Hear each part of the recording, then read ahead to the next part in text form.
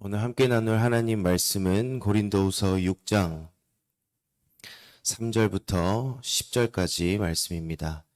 제가 가진 성경은 신약 성경 295쪽입니다.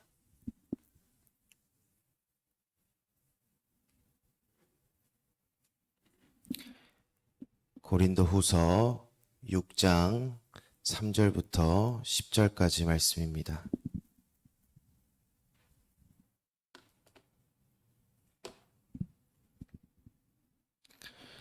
한 절씩 교독하도록 하겠습니다. 우리가 이 직분이 비방을 받지 않게 하려고 무엇에든지 아무에게도 거리끼지 않게 하고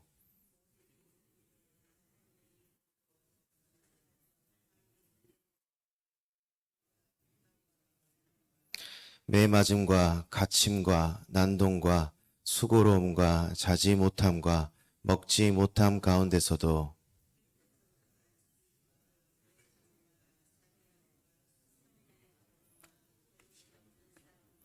진리의 말씀과 하나님의 능력으로 의의 무기를 좌우에 가지고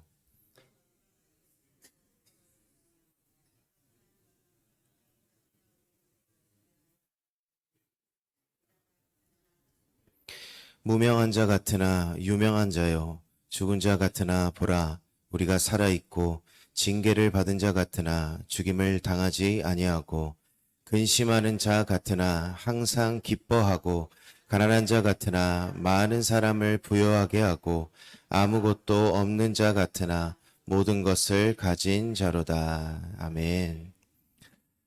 오늘 우리는 이 고린도후서 6장 이 말씀을 통해서 그리스도인이라는 이 직분을 가진 자의 그 무게와 영광에 관해서 말씀을 살펴보려고 합니다. 우리가 흔히 직분이라고 하면은 목사, 장로, 권사 같은 교회 안에 이 직분을 떠올립니다. 그러나 성경이 말하는 가장 근본적인 직분은 바로 그리스도인 그 자체, 그것이 바로 우리의 직분이 됩니다. 세상은 성경을 읽지 않습니다. 대신 성경을 믿는 저와 여러분의 삶을 읽습니다. 그래서 우리의 삶이 곧 세상이 보는 복음서와도 같다는 것입니다. 오늘 이 시간에 우리가 스스로 한번 질문을 해보았으면 좋겠습니다. 우리는 세상 사람들에게 예수 그리스도를 보여주는 통로가 되는 걸까? 아니면 그들이 하나님께 나오지 못하게 만드는 걸림돌이 되는 것일까? 오늘 본문을 통해서 우리의 신앙의 현 주소를 점검하고 어떤 상황에서도 우리가 그리스도 안에서 모든 것을 가진 자로 믿음으로 살아가는 그 은혜를 나누기를 소망합니다. 오늘 먼저 본문 3절 보겠습니다. 우리가 이 직분이 비방을 받지 않게 하려고 무엇에든지 아무에게도 거리끼지 않게 하고 여기서 말하는 바울이 말하고 있는 직분, 이것은 원어로 디아코니아라는 단어를 쓰는데 이 단어의 본래 의미는 봉사하다, 그리고 시중을 들다, 식탁에서 시중을 드는 사람을 의미합니다. 여기서 파생된 단어가 집사라는 단어입니다. 이는 단순히 바울이 말하는 이 직분이라는 것이 교회 안에서만 직분을 의미하는 것이 아니라 그것을 넘어서서 이 세상 속에서 살아가는 그리스도인의 삶, 전체적인 삶의 소명을 의미합니다. 그런데 이 귀한 직분이 비방을 받지 않게 하려고 바울은 거리끼지 않겠다라고 결단을 합니다. 여기서 거리끼다라는 뜻은 길 한복판에 있는 커다란 돌덩이를 의미합니다. 즉 남이 길을 가다가 걸려서 넘어지게 하는 장애물이란 뜻이 있습니다. 그렇다면 바울이 말하고자 하는 이 직분자로서 거리낌이 없이 내가 하겠다라는 이 결단의 말은 우리의 삶으로 인해서, 우리의 말과 행동으로 인해서 교회에서뿐만 아니라 나의 모든 삶 가운데서 내가 복음을 가리우고 하나님의 영광을 가리지 않겠다라는 바울의 엄중한 결단의 고백이 되는 것입니다.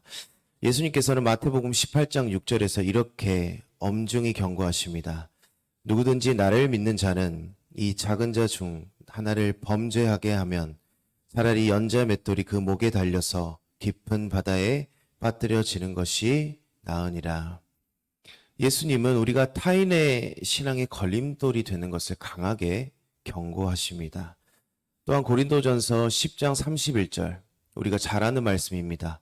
그러즉 너희가 먹든지 마시든지 무엇을 하든지 다 하나님의 영광을 위하여 하라.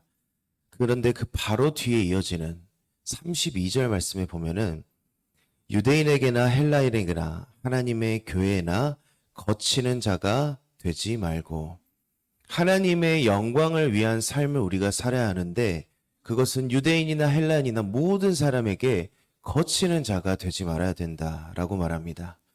이렇게 우리가 하나님의 영광과 복음의 걸림돌이 되지 않는 방법, 그 방법이 무엇이냐면 나를 포기하고 나를 통해 그리스도의 향기가 막힘없이 흘러나가게 하는 우리의 거룩한 절제에서 그것은 시작이 됩니다. 우리를 통해서 복음이 흘러가고 예수님의 사랑을 드러내야 되고, 우리가 나의 모습을 통해서 예수님의 모습이 드러나야 하는데 나의 욕심과 나의 말과 행동이 거대한 장애물이 되어서 복음이 흘러가지 못하게 하면 안 된다라는 뜻입니다. 그렇다면 이 세상의 거센 풍랑 속에서 우리가 어떻게 이 거룩함을 유지하고 내가 진짜 하나님의 사람입니다 라는 것을 증명할 수 있는가? 세상은 화려한 성공이나 이 눈에 보이는 능력을 통해서 나를 증명하라고 유혹합니다. 하지만 사도 바울은 본문 4절에서 5절과 말씀에서 그와는 전혀 다른 아주 역설적인 기준을 제시합니다. 오늘 본문 4절에서 보면 바울이 여기서 자천하다라는 표현을 쓰는데, 이는 자천하다라는 것은 스스로 내가 어떤 것을 뽐내다 이런 것이 아니라 우리가 하나님의 자녀라는 사실을 우리의 삶으로 확증해 보인다라는 것이 바로 자천하다라는 뜻입니다. 그런데 그 확증의 첫 번째 조건, 그것이 우리의 어떤 실력이나 잘남이 아니라 많이 견디는 것입니다. 여기서 견디는 것은 단순한 시간이 지나감을 우리가 기다리는 수동적인 참음과 인내의 말씀이 아닙니다. 이것은 나를 짓누르고 고난이 그 무게보다 나를 붙드시는 그 하나님의 손길이 더욱 너무나도 크다는 것을 내가 믿기에, 그 고난의 현장이라는 지붕 아래서 우리가 도망가지 않고 묵묵히 자리를 지키고 인내하는 적극적인 신뢰를 뜻합니다. 우리는 하나님의 주권을 믿고 하나님의 섭리하심을 인정하는 자들입니다. 이 뜻은 우리의 삶에 어떠한 고난과 궁핍, 심지어 오늘 본문에서 말하는 잠을 못 자고 수고로움까지도 하나님의 그 세밀하신 작정과 섭리 아래 있다는 고백이 되는 것입니다. 하나님은 무능하셔서 우리의 삶의 고난을 방치하시는 분이 아니십니다. 오히려 하나님은 그 고난이란 도구를 통해서 우리 안에 불순물을 제거하시고 우리를 그 고난이라는 연단을 통해 정금과 같은 하나님의 일꾼으로 빚어 나가신다는 것입니다. 본문 4절에서 5절을 보면 참으로 어려운 상황들이 나열되어 있습니다. 실제로 바울이 복음을 전한다는 그 이유로 실제 바울이 겪었던 그런 고난들입니다. 이겨내기가 사실 참으로 쉽지 않아 보입니다. 그런데 베드로전서 1장 7절은 우리에게 이렇게 선포합니다. 너희 믿음이 확실함은 불로 연단하여도 없어질 금보다 더 귀하여 예수 그리스도께서 나타나실 때 칭찬과 영광과 존귀를 얻게 할 것이니라. 우리가 하나님의 주권을 믿는 믿음으로 어떠한 상황에서도 끝까지 믿음을 지켜낸다면 우리가 비로소 우리는 조금도 부족함이 없는 하나님의 사람으로 조금씩 완성되어 가는 것입니다. 그렇다면 여기서 한 걸음 더 나아가서 실제적인 질문을 던져보겠습니다. 그렇다면 그 고난의 무게, 어떠한 상황에서도 믿음을 잃지 않는 그 실제적인 힘이 어디서 오느냐라는 것입니다. 사도 바울은 오늘 본문 6절과 7절을 통해서 우리를 안팎으로 무장시키시는 하나님의 은혜의 수단들을 소개하고 있습니다. 먼저 6절을 보겠습니다. 깨끗함과 지식과 오래 참음과 자비함과 성령의 감화와 거짓이 없는 사랑과. 바울이 여기서 성도가 이 고난 중에 갖춰야 할 8가지 이 내적 자질들을 나열을 하고 있는데, 이 목록들을 우리가 가만히 보면 어디서 많이 본 목록들입니다. 바로 갈라디아서 5장에서 말하고 있는 성령의 열매와 닮아 있습니다. 그런데 이 모든 내적의 그 자질, 그 힘의 근원, 그것의 동력이 무엇이냐라면 바로 성령의 감화입니다. 우리의 의지로는 원수를 사랑할 수 없습니다. 우리의 의지로는 굶주림 속에서 자비할 수가 없습니다.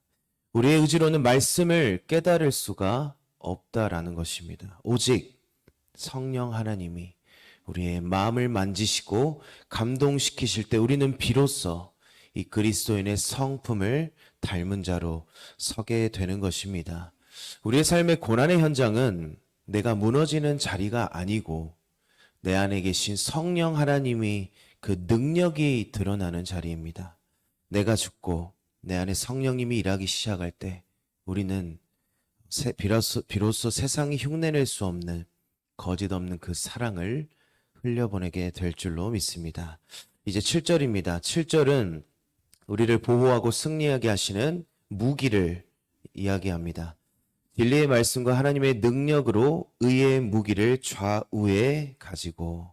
이 말씀도 굉장히 익숙합니다. 우리가 영적인 전쟁에서 승리할 수 있는 방법, 하나님의 전신 갑주를 입어야 합니다. 바울은 성도가 양손에 쥐어야 할 무기를 말합니다. 그런데 이 무기가 어디에 있습니까? 좌우에 있다고 합니다. 고대 군사들은 오른손에는 칼을, 공격하는 칼을 들고 왼손에는 방패를 듭니다. 오른손의 무기가 무엇입니까? 바로 진리의 말씀입니다. 사단이 우리를 유혹하고 사단이 우리를 속이고 우리의 환경을 어렵다고 속이고 우리를 유혹할 때 우리는 기록된 말씀을 기준으로 그 사단의 모든 것들을 대적해야 합니다. 에베소서 6장 17절에 이렇게 말씀합니다. 구원의 투구와 성령의 검 곧 하나님의 말씀을 가지라. 왼손에는 우리가 무엇을 들어야 합니까? 바로 하나님의 능력으로 말미암은 의의 방패를 우리가 들어야 합니다. 세상이 우리를 비방하고 참소할 때 우리를 지켜주는 의의 방패. 그것은 우리의 어떤 공로나 노력으로 만들어지는 것이 아닙니다. 그것은 하나님이 우리에게 주권적인 은혜로 주어지게 만들어주신, 그것은 의의 방패. 하나님이 우리를 의롭다 칭해 주신 것, 우리가 그 방패를 붙잡고 나아가야 한다는 것입니다. 우리가 이 의의 병기, 하나님의 전신갑주를 우리가 입었다라는 것은 우리가 세상의 영적인 전쟁터 한복판에 있다라는 뜻과 같습니다. 전쟁이 없는 군인들은 무장을 하지 않습니다. 우리는 영적인 전쟁터에 서 있습니다. 그 전쟁을 이기게 하는 것은 우리의 어떤 능력이나 잘남이나 우리의 어떤 물질이 아니고 그것은 오직 진리의 말씀과 하나님의 능력이 되는 줄로 믿습니다. 우리가 앞서 나눈 것처럼 성령으로 우리가 내면을 채우고 진리의 말씀으로 무장한 성도들은 세상 속으로 나아가야 합니다. 그런데 재미있는 사실은 우리가 하나님의 무기로 무장하고 세상에 나가면 세상이 우리를 보고 승리자다라고 박수 쳐주지 않는다라는 사실입니다.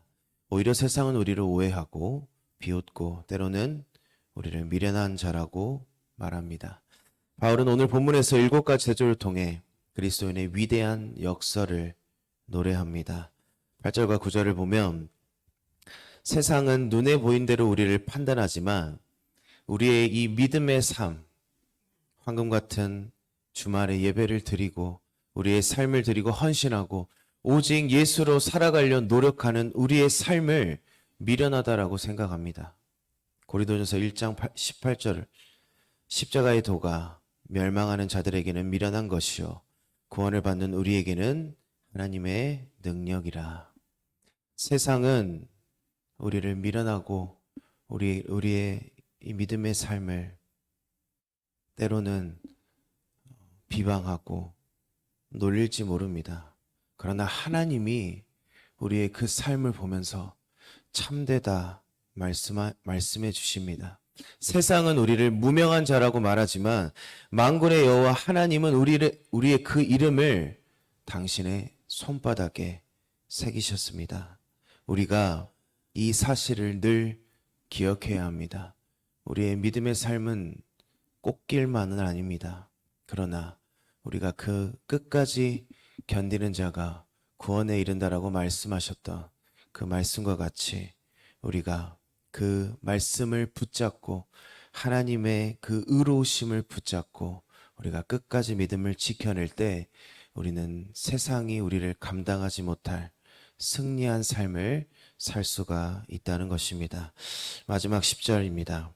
마지막 10절을 보면 세상 사람은 문제 속에 근심에 빠져 허우적거리지만 우리는 그 슬픔 아래 마르지 않는 샘이 있습니다. 빌립보서 4장 4절의 말씀과 같이 우리는 주 안에 있기 때문입니다. 환경이 주는 기쁨은요, 환경이 변하면 그 기쁨은 사라집니다. 그러나 주님이 주시는 그 기쁨, 영원한 생명의 강 같은 그 기쁨은 어떤 상황에서도 변하지 않는다라는 것입니다. 우리는 세상의 기준으로 가난한 자일 줄 모르지만 우리는 많은 사람을 부요하게 하는 자입니다. 왜냐하면 우리 안에 계신 그 예수님을 우리가 전할 수 있기 때문입니다. 마치 사도행전 3장에 사도들이 구걸하는 성전 미문의 안진뱅이에게 내가 은과 금은 없지만 너에게 예수 그리스도의 이름을 너에게 주겠다라고 말씀한 것 같이 우리는 부요한 그 예수 그리스도의 생명을 전하는 자입니다. 말씀을 마치겠습니다. 우리는 참된 자고 우리는 유명한 자고 우리는 부활의 생명을 가진 자고 우리는 항상 주님 안에서 기뻐하는 자들입니다. 결국 우리는 모든 것을 가진 그리스도 안에서 승리하는 자들입니다. 이번 한 주간 이 모든 것을 가진 자의 당당함을 회복하시기를 바랍니다. 여러분의 삶의 현장에서 그 생명의 근원이신 예수님을 증거하시기를 바랍니다. 우리를 통해서 예수님의 그 부요함에 세상 많은 사람들이 동참하게 만드는 복음의 통로가 되는 저와 여러분들이 되시기를 소망합니다. 기도하겠습니다. 거룩하신 하나님 아버지, 오늘 고린도후서 말씀을 통해서 우리가 누구인지 어떤 영광스러운 직분을 받은 자들인지 다시 한번 깨닫게 하시니 감사합니다. 우리가 세상 속에 살아갈 때 우리의 말과 행동이 복음의 길을 막는 돌덩이가 되지 않게 하시고 오직 그리스도의 향기를 내뿜는 축복의 통로가 되도록 주님 함께하여 주시옵소서. 다시 오실 예수님 이름으로 기도드리옵나이다. 아멘.